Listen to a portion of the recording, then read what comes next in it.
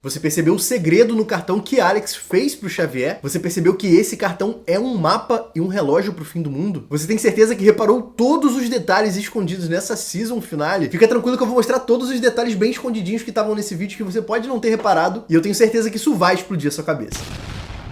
Fala, minha inteligência artificial quântica que responde perguntas que ainda não foram feitas em 10 segundos. Fala, meu segurança do presidente que não tem um segundo de paz e nem presidente. Eu sou o Joy e eu tenho muito pra falar desse episódio que foi emocionante, agitado e, honestamente, na minha opinião, pode desagradar algumas pessoas, mas foi um pouco decepcionante. Mas calma que eu já vou explicar tudinho pra você nesse vídeo por que eu achei isso, e eu vou deixar um timer aqui na tela se você quiser pular pro momento que eu falo a respeito disso. Mas eu não faria isso porque, além de analisar esse episódio por completo, todos os detalhes escondidinhos no cantinho da cena, eu ainda vou tentar explicar pra você de um jeito fácil o que é quântico, né? Por que isso é tão poderoso? Porque caso você não saiba, isso já faz parte da nossa realidade. Empresas como a Google já têm um processador quântico. E pode ficar tranquilo que eu vou explicar daquele jeitinho que você gosta, cheio de imagens, cenas, referências, tudo corroborando direitinho o que eu tô falando pra você, porque nesse canal aqui a gente não só assiste o episódio, a gente analisa cada detalhe. Mas enfim, bora começar com essa grande revelação, esse grande mistério do que é o Projeto Alex. E logo no começo desse episódio a gente tem um grande plot, e o princípio do Projeto Alex não foi o Henry Miller que criou, foi o Link, o Dylan, ou melhor dizendo, o filho da Sinatra. O episódio 9 começa 9 anos antes dos acontecimentos atuais ali numa aula de superposição e ondas avançadas do Henry Miller. E o episódio já começa com uns detalhes muito legais, né, caso você tenha ficado curioso como eu, que é o que tá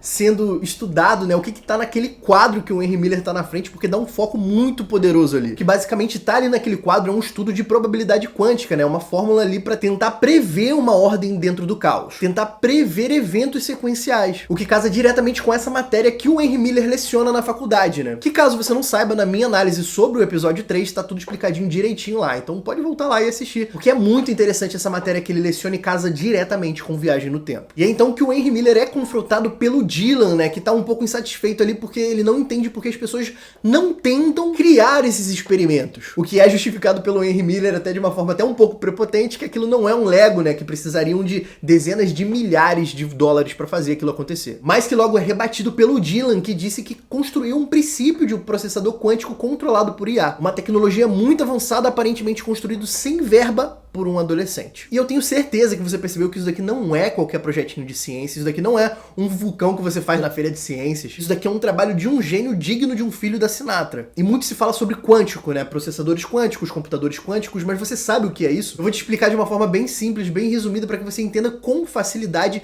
o poder de um processador, de um computador quântico. Ele não é só mais rápido que um computador normal, ele é incomparavelmente poderoso e rápido comparado a toda a nossa existência. Imagine um computador normal. Esse computador normal seria você escolhendo algo para assistir num streaming. Primeiro você escolheria o streaming que mais te agrada, qual te faz mais feliz, e dentro dele você procuraria o gênero que você quer, a capa, o nome, depois você leria, talvez assistiria o trailer e, por fim, depois de passar por diversos títulos de filmes, assistiria um e no final desse filme você descobriria se você gosta ou não gosta, certo? Um processo até demoradinho, diga-se de passagem, porque eu duvido que hoje em dia você consegue entrar em qualquer streaming e escolher um filme de primeira. Perfeito? Você entendeu como um computador normal funciona, como você escolhendo um streaming? Já um computador quântico, um processador quântico, essa máquina extremamente poderosa, seria basicamente o Doutor Estranho em Guerra Infinita assistindo todas as possibilidades. Assistindo todos os streamings, todos os filmes e séries desses streamings, documentários, animações, assistindo todos os gêneros de filmes, terror, mistério, ação, comédia, romance, catalogando tudo que você gostaria ou não gostaria e te dizendo por que você gostaria e não gostaria, tudo isso em um milésimo de segundo. Até o Doutor Estranho no filme demorou mais do que isso. Basicamente é assim que funciona um computador quântico, todo esse poder de um computador quântico,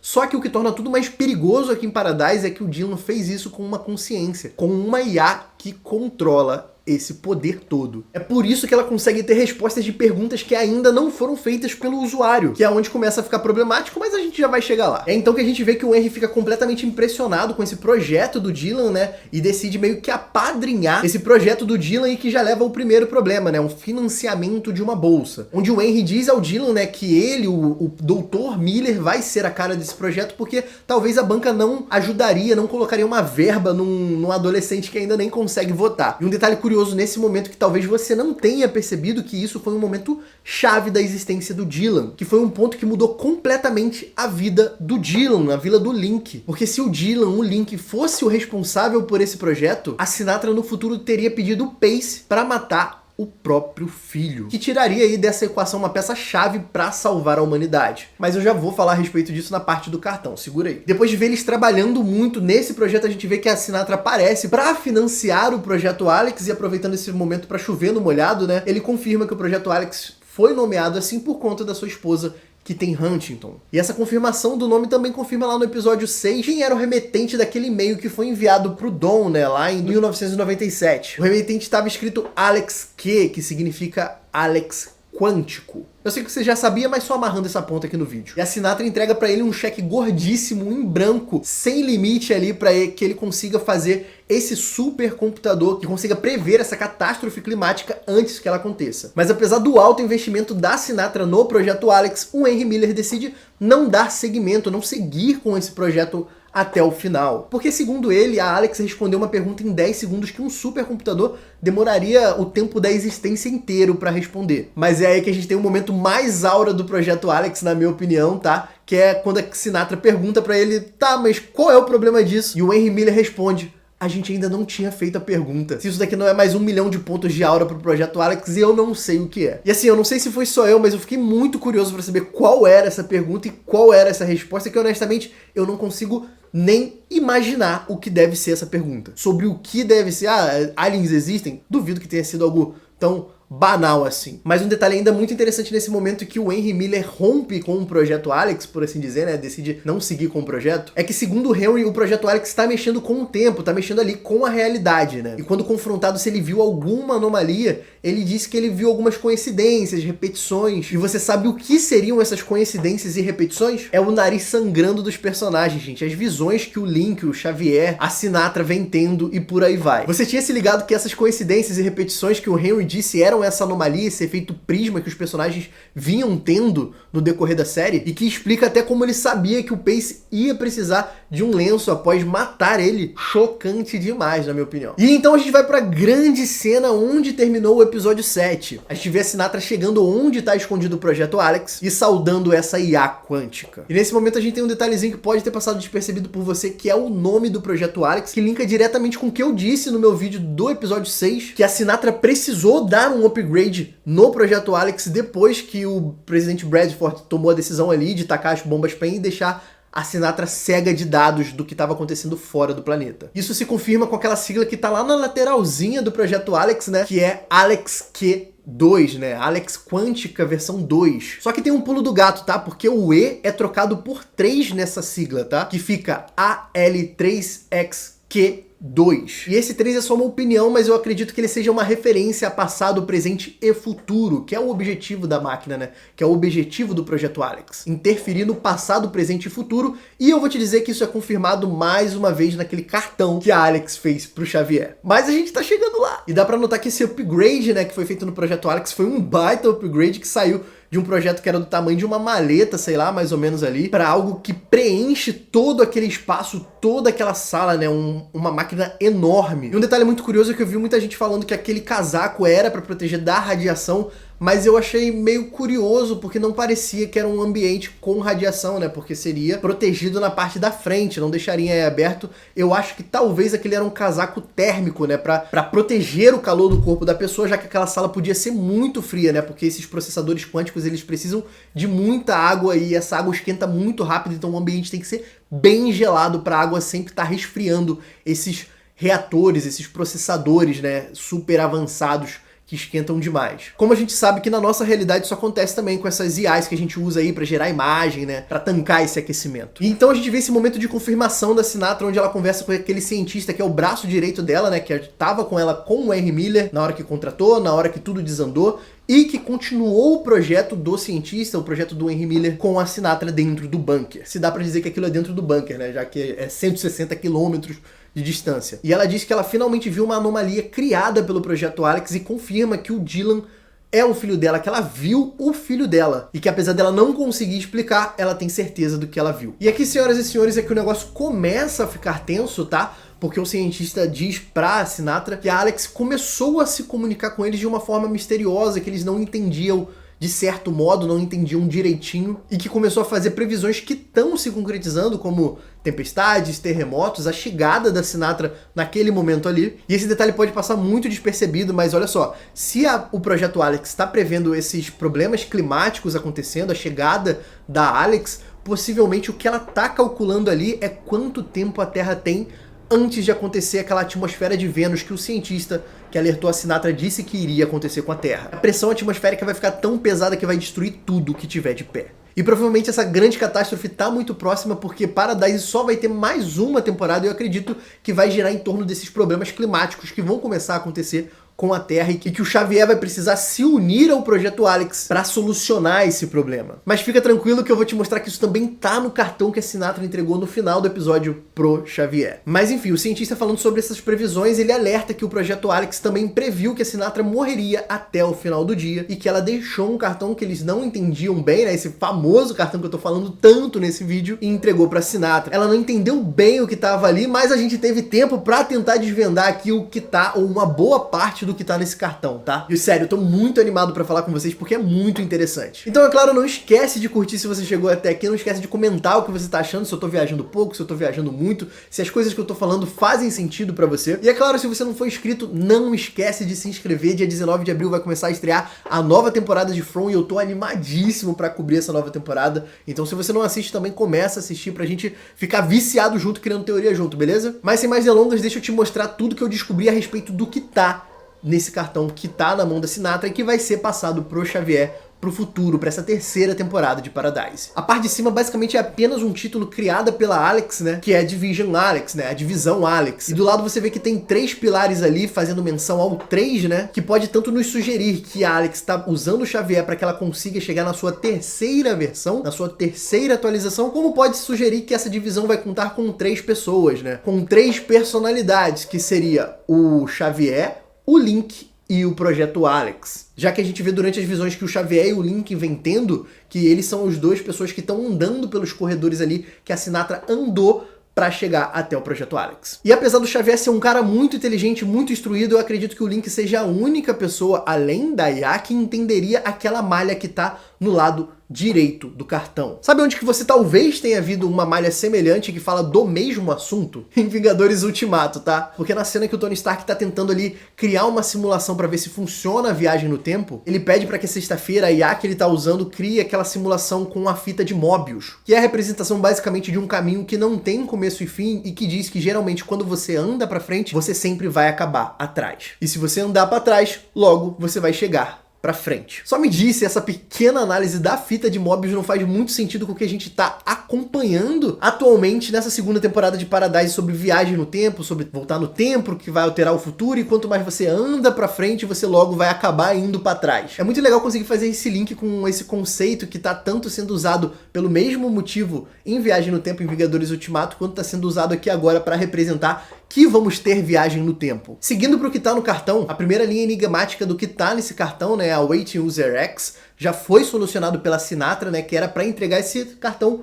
pro Xavier, né, que o codinome dele como agente era Agente X. Embaixo dessa parte do User X, né, o do Xavier, a gente tem 2 coordenadas, que são 2 coordenadas que a Sinatra passou pro Xavier, mas que tá com exatidão nesse cartão do Projeto Alex. Essa primeira coordenada, se você colocar no Google, vai dar no Colorado, em algum lugar no meio das florestas, que não parece muito com o bunker, que não parece muito com onde Paradise estava, que era mais uma região montanhosa. Nessa imagem que eu peguei no Google Maps, é uma parte mais floresta, né? O que pode indicar que pode ser uma entrada para aquele corredor enorme que a Sinatra foi de bondinho, né? Por assim dizer, aquele bondinho, eu esqueci o nome daquilo. Pode ser uma entrada secreta para aquele espaço, para que eles percorram esse caminho até chegar onde o Projeto Alex está de fato, né? Que é o aeroporto. Porque assim, como é um projeto secreto, eu duvido muito que eles conseguiriam chegar no aeroporto e descobrir como entrar lá. Então eu acredito que esse primeiro ponto não seja de fato Paradise, mas sim uma entrada secreta pro Projeto Alex. E a segunda coordenada que tá abaixo dessa na terceira linha é o aeroporto de Denver, né? Bem posicionadinho no centro do aeroporto de Denver, como a Sinatra já tinha dito, e que é deixado aqui pro Xavier confirmar aonde é. E até aqui foi muito fácil, mas as coisas começam a dar uma complicada. Eu quebrei muito para descobrir o que eram essas porcentagens, que eu assumi que são porcentagens na quarta linha. E depois de muita pesquisa, muita simulação, tentar adaptar com calor, com temperatura, eu descobri que aquilo basicamente é o que o cientista que previu essa catástrofe para Sinatra disse. Aquilo é a ordem dos acontecimentos. É a ordem dos fatores em que a pressão da Terra vai se encontrar até chegar na atmosfera de Vênus. Você se lembra do que esse cientista disse para Sinatra, que depois da Terra esfriar, os gases presos pelo efeito estufa vão tomar conta da Terra e o calor vai começar a aumentar, primeiro devagar até que o ar comece a ficar mais espesso, então os mares vão evaporar e aí a pressão atmosférica vai ficar tão pesada que vai esmagar tudo na Terra. E se você parar pra pensar, a gente já tá no meio desse processo, porque lá na primeira temporada, quando o Pace saiu de dentro do bunker pra matar os cientistas que foram explorar, né? A gente viu que esse espaço onde Paradise, o bunker, tava nevando, tava muito frio, e que a gente pôde presenciar, que foi o que aconteceu com a Anne, né, durante sua estadia em Graceland, né, como que o mundo ficou quando as cinzas do supervulcão taparam a entrada do sol, a entrada do calor. E depois que começou a abrir, a temperatura começou a subir de novo, que é exatamente o que o climatologista fala que ia acontecer e que a gente vê que está acontecendo, porque quando o Link chega em Paradise, aquilo já é quase uma região desértica, né? Uma região de muito calor, né? Não tem mais neve, pouca planta, parece que o calor já subiu bastante, a temperatura subiu bastante. E eu fiz uma pesquisazinha rápida com esses dados que estavam no Projeto Alex, que diz o seguinte: se a atmosfera chegar em 63%, o ar vai começar a ficar mais difícil de respirar por causa dos gases e do efeito estufa, como o cientista falou, e eu não coloquei esses dados do cientista, tá? É exatamente o que ele falou coincidentemente. E a água começa a aquecer para 87 graus. Já com 20% o negócio começa a ficar mais mortal, mas é possível sobreviver com equipamento adequado, mas a água já está congelada a menos de 50 graus negativo. Então as coisas começam a melhorar quando a atmosfera volta a atingir 78%, parece que vai ficar tudo bem, parecendo estar em um clima tropical, e é então que viria um golpe fatal quando essa pressão atingir 3.331%, né? A pressão aumentando 33 vezes a mais do que a gente aguenta e esmagando completamente tudo. E como eu disse, a próxima temporada provavelmente vai ser uma catástrofe climática, né? Vai trazer muitas adversidades para todo mundo que saiu do bunker. Obrigado, Jeremy, por isso. Podia morrer num lugar tranquilo? Vai morrer no meio da catástrofe. Ou não, né? Porque tudo vai dar certo no final. Mas vocês vão passar umas pouco e boa. Não tava com saudade do sol de verdade? Não tava com saudade da chuva? Aí, ó. Pega a chuva de pressão que vai cair em cima de vocês aí, ó. Já nas últimas linhas eu não consegui identificar o que poderia ser. Podem ser coordenadas através do tempo, mas eu não consigo cravar nada aqui pra vocês. O que me faz acreditar que são coordenadas através do tempo é que todo esse cartão, ele tem pontos ligados a essa fita de Mobius, como se fossem pontos no espaço-tempo ali. Então eu acredito que talvez o meu palpite é que essas últimas 3 linhas sejam momentos do passado que vão ajudar eles a solucionar o que eles precisam, né? A atualizar o Projeto Alex e a salvar o mundo. E, gente, tudo isso daqui foi o que eu consegui descobrir a respeito desse cartão que o Projeto Alex entregou, mas ainda tem muitas coisas, né? Tem um código que parece binário ali no canto que eu não consegui identificar também o que poderia ser. Tem essa parte, esses numerozinhos que são tapados pelo dedo da Sinatra, que a gente tem uma versão incompleta, então eu acredito que pode ter muita coisa ainda nesse cartão, e eu tô muito curioso para descobrir o que ele vai nos revelar nessa segunda temporada, além do que a gente já descobriu. E é então que depois desse momento da Sinatra sendo impactado com a sua morte, que foi concretizada no final do episódio, né, que ela ficou lá para fechar as portas e os reatores explodirem com ela lá dentro, porque isso só podia ser feito de uma forma manual, né, com ela do lado de dentro, e a gente tem a despedida dela, que eu fiquei muito triste, de verdade, tá? Eu com o tempo eu comecei a comprar a Sinatra como vilã. Não era uma vilã que queria coisas ruins, mas ela era a única que tinha coragem para fazer o que tinha que ser feito de acordo com o pensamento dela, para proteger os segredos, para proteger Paradise, para proteger as pessoas ali dentro, para proteger a sua família. Eu tenho muito carinho por ela, mas eu tenho certeza que não vai acabar por aí, que como a gente viu o presidente Bradford em muitos flashbacks nessa temporada, eu acredito que a Sinatra vai ter muitos flashbacks aí na terceira temporada também, porque muita coisa tem que ser explicado, principalmente sobre o Projeto Alex. Mas bem antes disso, né, da morte da Sinatra, a gente viu todas as ocasionalidades que geraram esse grande colapso em Paradise, né? O Jeremy Bradford lá destruindo os tanques de oxigênio, a galera de Paradise do setor ali que controlava tudo, tentando ativar o lockdown, e isso acabando gerando um caos completo dentro de Paradise. E é então que a doutora Torabi tem que tomar a escolha, né, de ativar o protocolo Êxodos, né, que dá o nome a esse episódio, faz com que toda a população de Paradise, todos os sobreviventes dentro de Paradise precisem sair de lá de dentro, por causa dessa ameaça iminente que é a explosão dos reatores que estão lá dentro, né, causado por toda essa ocasionalidade. E uma coisa que eu parei pra pensar muito curiosa é que o Jeremy, quando teve toda essa ideia de abrir os portões de Paradise, eles não sabiam que tinham pessoas do lado de fora tentando entrar, né? Não sabiam se era uma ameaça e tudo mais. Talvez, será que se ele soubesse, ele teria continuado com esse plano? Nunca saberemos, né? E com esse protocolo Êxodos ativado, a gente vê o grupo do Link conseguindo entrar em Paradise, indo atrás do projeto Alex, né? Mas tendo que confrontar ali essa situação antes que Paradise estourasse, antes que Paradise explodisse por causa dos reatores, mas que eles não conseguem e acaba dando com a morte do Geiger. O que eu fiquei muito triste, porque ele parecia um personagem que tinha muito a acrescentar, mas eu também acho que ele vai aparecer em outros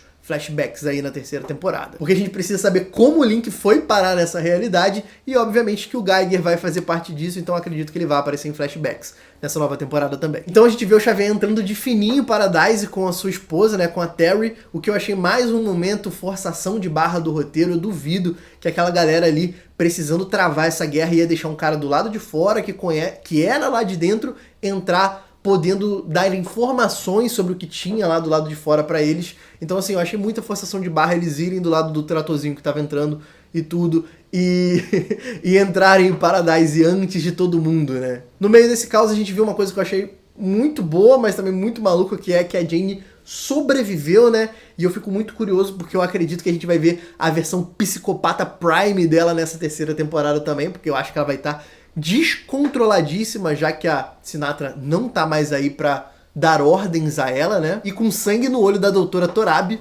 vemos então que o Xavier consegue encontrar o seu filho no meio da multidão, mas que a filha dele tá presa com a filha da Sinatra dentro do elevador de segurança, lá do elevador do setor para onde elas queriam salvar o Jeremy, o que fez com que o Xavier tivesse que se unir à Sinatra para conseguir ir salvar ela, né, nessa missão santa dela para salvar o Jeremy, que simplesmente largou de mão quando o elevador não funcionava mais, foi embora, ela não queria saber, nem pra gritar, o Jeremy tá lá embaixo. Não, foi embora, ó.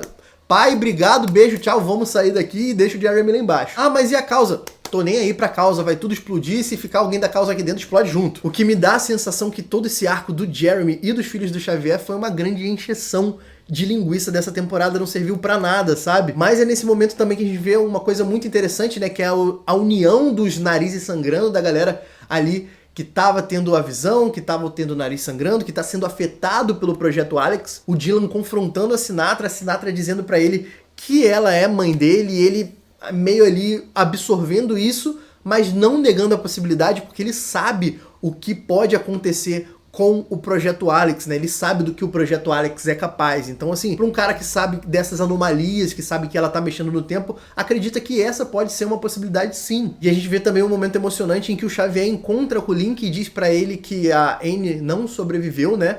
Que a Anne não está mais entre nós, mas que ela deixou uma filha para trás e que a filha é dele. Então você vê ele deixando toda a missão de lado porque ele precisa sair de lá e salvar a bebê Anne, que inclusive me chamaram de louco quando eu disse na análise do primeiro episódio que o bebê Anne, que aquela criança, aquela menina Anne da primeira temporada, não era a Anne que estava escondida em Graceland, e sim a filha dela. Vocês me chamaram de louco, falavam que isso não era possível, eu apresentei provas pra você no primeiro episódio, inclusive se você não assistiu, vai lá que eu explico tudinho lá, direitinho. E agora que a gente sabe que o Dylan, o filho da Sinatra, tá vivo e tá na mesma linha temporal que ela, e que o bebê da Anne também se chama Anne, prova cada vez mais o que o começo de Paradise, aqueles primeiros minutos do primeiro episódio da segunda de Paradise, é o final da série também. Mas isso daí você pode ir lá assistir, eu vou deixar o card aí pra você. E agora que eu falei tudo que eu tinha pra falar a respeito dos detalhes que você pode não ter percebido, vamos pro veredito da série, o que eu achei. A série foi muito bem até chegar no final. O final, pra mim, ela trouxe uma sensação, além de uma sensação que faltou um nono episódio, que a gente tá vendo algo incompleto, mas que a gente viu uma grande encheção de linguiça no decorrer dos episódios, tá? Porque, na minha opinião, o que eles erraram foi em entregar o mistério muito rápido. Tanto as visões do Link e do Xavier foram entregues muito rápidos. Talvez se a gente enxergasse fragmentos daquilo, como a gente vê na primeira temporada, a explicação do prisma ali em alguns personagens, mas não explica o que é. Se a gente vesse o fragmento daquelas visões do Xavier e do Link sendo juntadas no decorrer da série, seria muito melhor pra gente tentar desvendar, porque no começo da série a gente já sabia que o Link e o Xavier se encontravam, e isso foi uma coisa que vai ser jogada lá pra terceira temporada. O que eles fizeram com o Projeto Alex de entregar informações aqui, ó, é uma pessoa, a gente precisa matar o Projeto Alex, e em outro episódio, o Projeto Alex é uma máquina, e gerar todo esse burburinho no decorrer da série, se eles tivessem espalhado melhor o mistério no decorrer da série, eu teria gostado mais. E como eu disse um pouquinho ali atrás, a jornada do Jeremy também foi uma coisa tão sem graça, tão